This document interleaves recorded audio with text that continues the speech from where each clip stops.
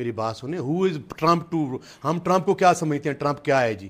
Trump को अब्बा जी समझते थे, आप कहते थे ट्रम्प। लेकिन सबसे पहले नाज़रीन एक भारतीय फिल्म है, इंडियन फिल्म है गजनी। आप फिल्म वो जरूर जाकर देखें। गजनी फिल्म में जो गजनी होता है वो गुंडा होता है, लेकिन जो हीरो होता है वो आमिर खान होता है। अब जो गजनी होता है नाज़रीन एक दिन घेर घार कर आमिर खान के सर के ऊपर एक हथौड़ा मार देता है। अब गजनी का हथौड़ा लगने से जो आमिर खान सिंघानिया होता है उसकी वो शॉर्ट टर्म मेमोरी लॉस का शिकार हो जाता है। यानी एक मर्ज है कि जहां पर आपकी याददाश्त कुछ लम्हे के लिए चली जाती है, फिर आपको याद आती है। तो आमिर खान क्या करता है, सिंघानिया क्या करता है, अपने जिस्म के मुख्तलिफ हिस्सों पर लिख देता है। इधर लिखता है गजनी, इधर लिखता है कल्पना। फिर वो शीशे में खुद को देखता है और फिर उसी तरह से बिहेव करना शुरू कर देता है। अब नाज़रीन पाकिस्तान के अंदर मुझे गुज़श्ता 20 से 22 घंटों के अंदर ये महसूस हो रहा है कि भाई किसी गजनी ने हमारे सर के ऊपर हथौड़ा मारा है और हम भी एक शॉर्ट टर्म मेमोरी लॉस का शिकार हो गए। हमारी भी याददाश्त गजनी की तरह, सिंघानिया की तरह, और हम सब सिंघानिया बन चुके हैं। 25 करोड़ आबादी नाज़रीन सिंघानिया है इस मुल्क के अंदर, जिन्हें समझ नहीं आ रही, जिनकी याददाश्त बार बार फ्लैश कर रही है कि यार ये क्या है, ये क्या, ये तो कल कुछ और था। मिसाल के तो India is a great country with a very good friend of mine at the top, and Pakistan and India are going to live very nicely together, right?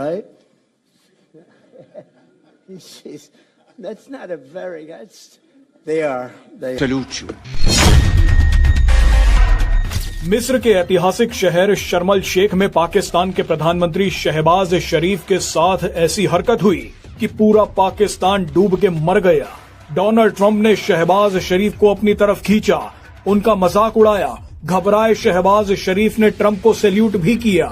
नौबत यहां तक आ गई कि पीछे खड़े ग्रीस के प्रधानमंत्री, इटली की प्रधानमंत्री Meloni, British PM Keir Starmer समेत सभी नेता मन में इतनी जोर जोर से हंसे कि आवाज भारत तक आई।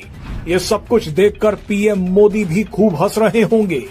दरअसल शर्मल शेख में दुनिया के कई दिग्गज नेता इकट्ठा हुए और गाजा पीस एग्रीमेंट पर हस्ताक्षर किए, लेकिन ये हाई प्रोफाइल मीटिंग चापलूसी और पाकिस्तान की बेइज्जती का अड्डा भी बन गई। मेरी बात सुने, हु इज ट्रम्प टू, हम ट्रम्प को क्या समझते हैं, ट्रम्प क्या है जी? ट्रम्प को अब्बा जी समझते थे, आप कहते थे ट्रम्प आएगा तो जब वो मुकर गया आजाद करवाने से, उसने नहीं करवाया तो आपने कहा कॉल क्या समझते हैं? हमारा ट्रम्प से नहीं है। अगर ट्रम्प को आप लोग अब्बा जी नहीं समझते देखें, आपने ये पूछा तो सॉरी मुझे पूछना पड़ा। आपने कहा कि हम ट्रम्प को क्या समझते हैं? ये मैं इतराज करता हूं, अल्फाज वापस लें। ट्रम्प जो है, ट्रम्प साहब, डोनाल्ड ट्रम्प साहब, आपने कहा ट्रम्प को हम क्या समझते हैं? ट्रम्प अमेरिकी सदर हैं। नहीं, ये लेने आप अल्फाज दुरुस्त करें। क्या आप अब्बा किसको बोल रही हैं? तो ट्रम्प को आप लोगों ने उम्मीदें नहीं लिखाई थी ट्रम्प साहब से? बात कर रही हूं, असेंबली में खड़े होकर जो फास्ट बोले जा रहे होते हैं वो। जी नाज़रीन, अब आप देख रहे थे कि सनाउल्लाह मस्ती खेल साहब माइंड कर गए जो मैंने एक लफ्ज़ बोल दिया, और ये लफ्ज़ कौन नहीं बोलता मुझे बताएं? कौन किसको ताना देता है कि आपके डैडी कौन बने हुए थे? कौन किसके बारे में अब तक याद करवाता है? नई नस्लों को भी फलां का अब्बू वो बना हुआ था, और ट्रम्प साहब को आप अपने अब्बा जी की तरह समझ रहे थे कि वो आएंगे जैसी आए को तहरीक इंसाफ को कि बच्चा ये बात जानता है। शहबाज शरीफ पीछे खड़े थे और डोनाल्ड ट्रंप ने आगे बयान देना शुरू कर दिया कि भारत एक महान देश है और मेरे एक बहुत अच्छे दोस्त इसके शीर्ष पर हैं। यहाँ पर ट्रंप का मतलब पीएम मोदी से है। ट्रंप ने आगे कहा कि पीएम मोदी ने शानदार काम किया है। मुझे लगता है कि आने वाले समय में भारत और पाकिस्तान बहुत अच्छे से रहेंगे। इतना बोलने के बाद डोनाल्ड ट्रंप पीछे मुड़े और शहबाज शरीफ से पूछा कि मैं सही बोल रहा हूँ ना, ढंग से रहोगे ना? जवाब में शहबाज शरीफ ने वही अपनी सस्ती वाली हंसी दिखाई और कहा हाँ। आप पहले ये वीडियो देखिए, उसके बाद आपको दिखाएंगे कि डोनाल्ड ट्रंप ने अचानक शहबाज शरीफ को पीछे से आगे क्यों खींच लिया। पैदावार है, कहा था कि मैं इस पार्लियामेंट के ऊपर लानत भेजता हूँ, वो लानती शख्स ये कहकर चला गया।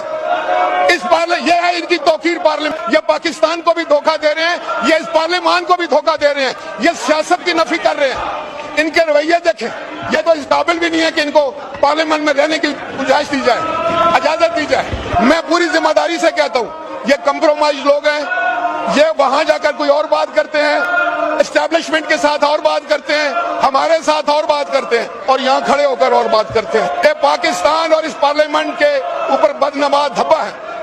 फिर आप भी करना तकरीर, आपके पास तो कहने को कुछ नहीं है, आप तो कुछ कह भी नहीं सकते। आज पाकिस्तान के प्राइम टेलीविजन नाज़रीन ऑन किया, वहां पर ब्रेकिंग न्यूज के फटे चले, और फटे चलने के बाद टीवी पर अनाउंसमेंट हुई।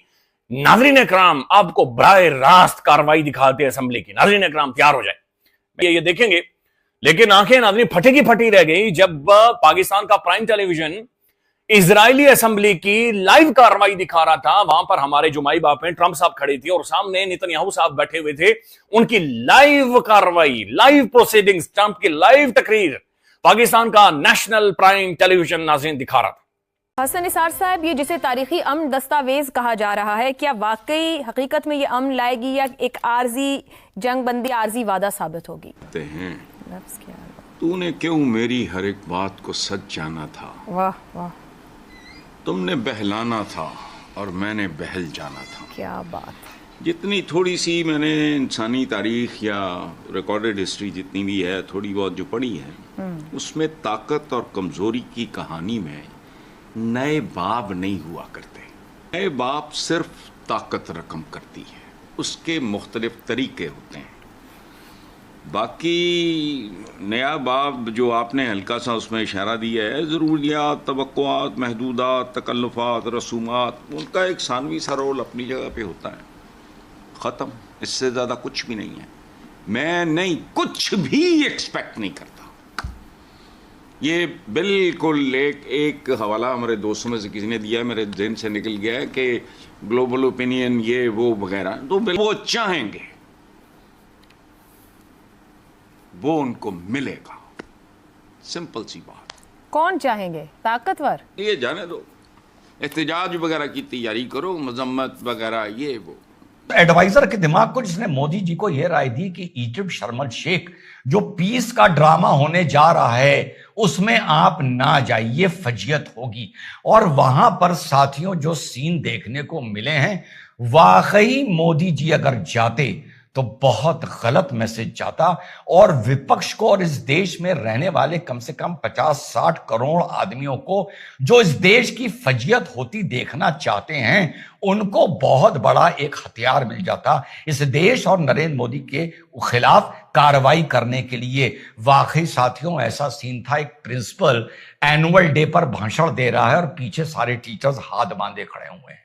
बिल्कुल ऐसा सीन था, एक सीईओ भाषण दे रहा है और उसके सीनियर ऑफिसर्स हाथ बांधे पीछे खड़े हुए हैं जी हजूरी करने के लिए। क्या तमाशा, क्या कॉमेडी जियोपॉलिटिक्स में देखने को मिली है। नेताओं को ऐसे नाम दिए जा रहे थे, oh where are you, oh mister Y where are you, oh mister Z where are you, oh you are there, इस तरीके से। और नेता वर्ल्ड लीडर्स पीछे खड़े होकर साथियों तालियां बजा रहे। मैंने नाज़रीन ज़ाहिर सिंघानिया की तरह हमने भी शर्ट उतारी, देखा कि भाई कल तक यही टेलीविजन, यहां पर बैठे हुए बहुत बड़े बड़े दानिश्वर, बहुत बड़े बड़े अकाबरीन, बहुत बड़े बड़े तज्जियाकार, ये तो कल हमें बताते थे कि इस मुल्क के अंदर एक सियासतदान है जो यहूदी लॉबी ने लाया हुआ है, यहूदी लॉबी ने इसके बच्चे पाले हैं, यहूदी लॉबी की बीवी इसकी बीवी रही है साबिका, इसके ऊपर इन्वेस्टमेंट हुई है, इसके ऊपर पैसा लगा हुआ है। कल परसों भी एक साफी बता रहा था कि उन्होंने बहुत तूफानी इसके ऊपर पैसा लगाया हुआ है और पैसा इसीलिए लगाएंगे कि हमने उसे तस्लीम करना था। तो वो बंदा तो जेल के अंदर पड़ा हुआ है, वहां पर खड़ा नहीं होना चाहते क्योंकि उसे वहां पर फुदकने का बहुत मौका मिलेगा। छुटकू को ट्रंप के बिल्कुल पीछे खड़ा किया गया था और वो इस मारे खड़ा किया गया था क्योंकि आज उस बार उन्होंने एक प्लानिंग करके आए थे कि ट्रंप शहबाज को बुलाएगा और शहबाज फिर ट्रंप की तारीफ करना शुरू करेगा।